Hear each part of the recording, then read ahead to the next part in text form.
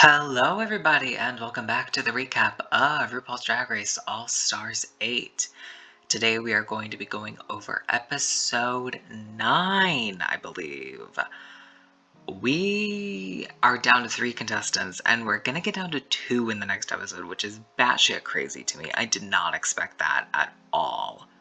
Like, literally in the slightest did I expect that we would be getting to a top 2 before the finale. That's crazy. I don't think I like it, but I'll get into that later, I guess. But yeah, let us get started talking about the roast performances that happened in this episode. Okay, so as always with these, I'm going to be going in alphabetical order. So again, starting with Alexis Michelle. She did an okay job. I mean, it was miles above her season 9 roast, so you gotta give her credit for it. She absolutely did a better job in this. If this is the roast she gave on season 9, she would have been safe easily. Probably would have been like 4th place, you know, out of the, I think, 9 contestants that were there during that roast. So good for her for doing as good as she did in this one in comparison. But in comparison to everybody's roast here, it was definitely the weakest, sadly. And it was also the shortest. It was really like literally like 1 joke per person, which is odd. Like, I mean, it's good to have jokes for everybody to like show that you can, you know, your humor doesn't stop at like, oh, I can make jokes about this person but nobody else. Like that is good, but also like it just 1 for each. It almost stunts the momentum because you're almost expecting at some point for them to like go on a roll of like some sort of like joke format with somebody, but then she just never does it. She just like 1 joke per each. It's like, oh, okay, this feels almost more like a lesson than like a roast at a point. But again, she did a pretty damn good job, and I fucking love this wig. Oh my god, it's so pretty. I mean, it's literally like a cheese ball, but like it's the most beautiful cheese ball I've ever seen. I would want to wear this wig. Also, the color of it is pretty damn perfect. Give me the wig, Alexis Michelle, do it. Next up is Miss Jessica Wilde, and she did a great job in this roast. I'm so happy with how well she did. She really has the comedic timing and just ability to just I was gonna say my brain wanted to say something more, but I couldn't think of anything. Her comedic timing is so fucking rock solid. She could say anything, even something that's not supposed to be funny. She could say anything with the comedic timing that she has, and it would sound so fucking funny. She's just so good at it. Jessica Wilde is a fucking icon. I mean, what else can I say other than she did amazing? Because she really did. I saw some people online saying that Jessica should have won over Jimbo, which, like, it kind of depends on what you are looking for out of a roast. I feel like Jimbo and Jessica both, like, depending on what the criteria you're going for is, either of them very easily could have won. I do get why Jimbo won.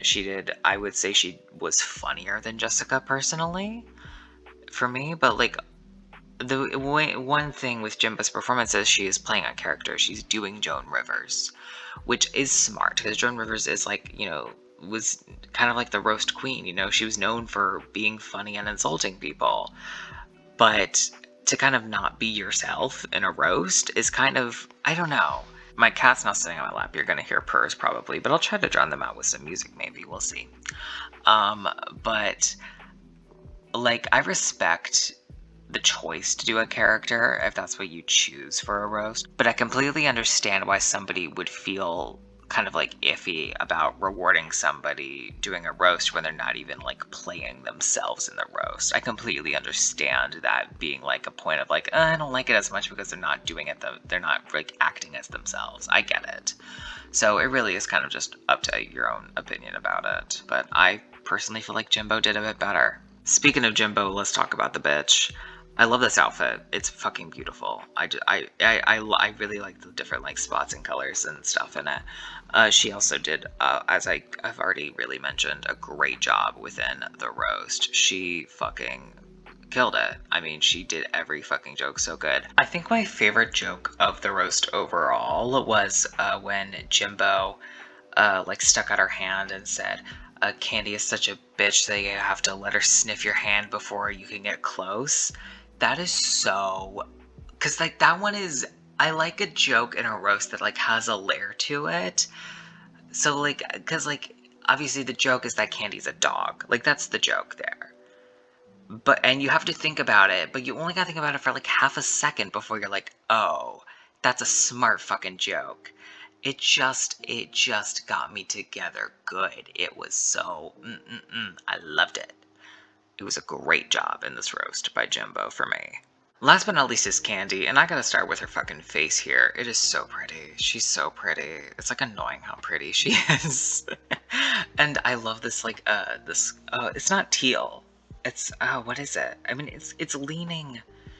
The lighter parts of the outfit are leaning powder blue, but that's not really what the whole outfit is. The whole outfit, I feel like, is slightly more like teal, but, you know, somewhere in that kind of field. So Candy in the roast did a pretty solid job. I mean, she won the season 13 roast, so it is only to be expected that she would at least do a decent job in this roast, and she definitely did. She did a pretty damn solid job here too. I feel like I'm running out of stuff to say with these, but, like, I mean, it's kind of cut and dry with 4 people, you know? They all did a solid job. I feel like if you ask people their order of favorite to least favorite, then it would be either Jimbo, Jessica, Candy, Alexis, or, you know, swap Jimbo and Jessica and do Jessica, Jimbo, Candy, Alexis. I feel like that's, like, basically 95% of people's orders of who they think did the best in this challenge, or, like, I guess the order of who they think did best to worst. So there really isn't that much to talk about with the actual challenge portion of the episode. But I am going to spend a second talking about this lip sync in this episode, because, ooh boy, this was an interesting one. So I chose this still from the episode because I thought it was so fucking funny the first time I saw it, when I was, like, watching it for the first time. It was something, let me tell you. So Jimbo makes a really smart call here and dresses up as her character, I believe Casper the Baloney Ghost is the name of the character, to do this lip sync, which, like, I mean, I don't know why she didn't do it earlier. Like, you could have done that earlier and gotten yourself a win doing, you know, literally any song, because it's a fucking good character. But this, I mean, it was a fever dream seeing Jimbo in this outfit versing Silky Nutmeg Ganache to this song called Freakazoid was the lip sync song, which I've never heard of in my life. It was a surreal feeling, literally laying in my bed, like, in the early, I guess, when was that? Probably, like, noon after the episode came out, and the next day, just me laying in bed being like, what the fuck is going on? It was surreal. And then Jimbo wins, which, like, I mean, based off of what we saw in the edit, she did better. And I feel like this is gonna sound so fucking shady, but I feel like it's the truth, so I'm just gonna say it, and I'm sorry if it comes off as too mean.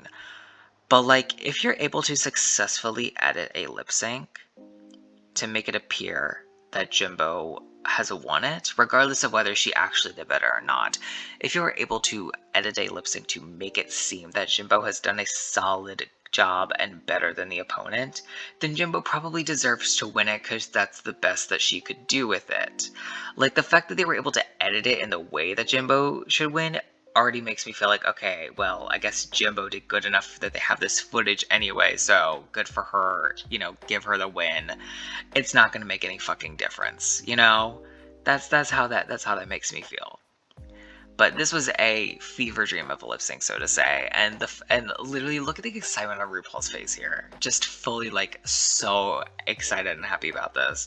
And also Jimbo's aim at throwing the balonies is it's so good. Like, she literally throws it directly at Michelle. I'm like, what the fuck? What the fuck are you, Hank Aaron? That's the weird fucking reference. That, for some reason, the first baseball player I could think of was Hank Aaron. What did he even do? What did he do? I'm gonna look this up because I'm curious. And also, I would like to pad this video's runtime slightly. Hank Aaron was take your guesses right now, put them in the comments. I'll give you 5 seconds. 1, 2, 3, 4, 5. Right fielder. That would be like my last guess. But you know what? Good for you, Hank Aaron. on getting mentioned in this YouTube video that's going to get about 200 views on it. So Alexis Michelle gets eliminated. We all expected this to happen, I feel like. I think based off of, some actions Alexis Michelle has chosen to take throughout the season and the track records, I feel like it was pretty expected that if Alexis Michelle did end up in the bottom again, that she was probably going to be the one to go home. And that's exactly what happened here. Everybody voted for Alexis, except for Alexis. So, I mean, Alexis Michelle is so fun to me. She, while she's on Drag Race, just unapologetically is gonna speak what's on her mind, and I appreciate it. I appreciate somebody who actively speaks whatever they feel, and then when they realize that they fuck up, are able to be like, yeah, I fucked up, and like that's okay. Like I feel like we kind of saw that almost in a sense with like Candy on season 13, because Candy has the whole argument with Tamisha Aman about, being called arrogant and stuff. And I do not enjoy the way that Candy acts in that argument. But I know that Candy, through her other actions and the way that she, just kind of acts as a person throughout life is that, she, was in her feelings and she, got out of her feelings and, the score is the score's not settled. That feels like a weird way to phrase it. But it's done, It is over. It is not going to be held against anybody. That's just the way it is. And I feel like her and Alexis Michelle have a similar level with that. And so to see those two, especially kind of go back and forth in different ways throughout the season was honestly decently interesting to me in terms of TV. So, I mean, I think Alexis Michelle is a fascinating drag queen, and I'm so happy for her also that she did not get sent home on the design challenge of the final five like she did on her first season, getting sent home on the ball at the final five. I'm happy for her that she was able to usurp those expectations, and I think in general usurp the expectations that were set on her at the beginning of the season. So now we are down to 3 contestants. We have Jessica Wilde, Jimbo, and Candy Muse. Now, next episode is the Makeover Challenge, so we still have a full competitive episode to go, which is crazy. Because, we've never gone down to 2 before finale, and I don't think I like it. It's because, I leave feeling less stuff than I do in, a regular season where we would get down to, 4 or, 3 maybe. Because, especially kind of at the final stretch, while it is fascinating to have usually a bit more talking time with the contestants to just vibe and kiki and stuff, with getting down to it, especially with this recap, I'm just okay, well, I don't even know what to talk about because there's only 4 performances and stuff. There's only really 4 feelings and opinions to have. Versus at the beginning of the season when you have 10, and it's whoa, okay, there's a lot of things to go through here. Now it's less stimulating to my brain that there's less people left, well, I mean, obviously it's gonna get down to a smaller number, but especially 3 going down to 2, the next episode I'm gonna be bored at points throughout. I can feel it. But it's gonna be a makeover. I have no clue who's gonna win. I'm just gonna state that. I have not a damn clue. Because they've all shown that they can fucking excel in the design challenge. I really, at this point, even though Candy and Jimbo have this, alliance, so to say, I think if Jimbo ends up at the bottom, she's probably gonna go home. Because she has 4 wins. And Jessica and Candy would be stupid if whichever one is in the top. They'd be stupid to not send her home if they had the chance.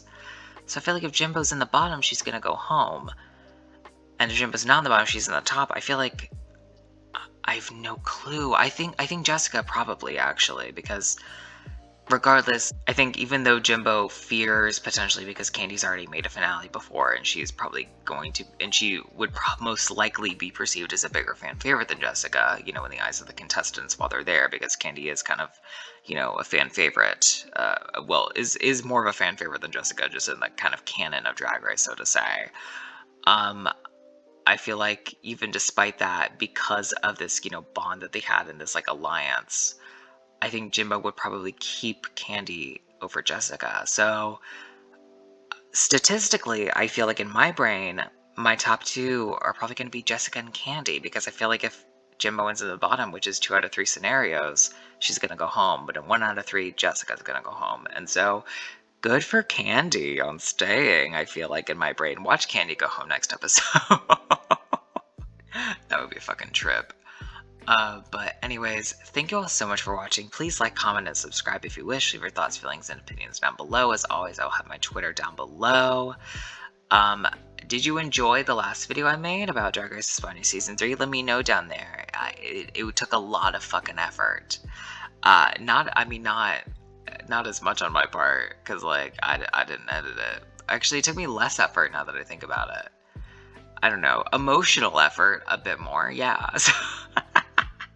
But check out that video if you choose. It is the best video on this channel, I'd say, by far.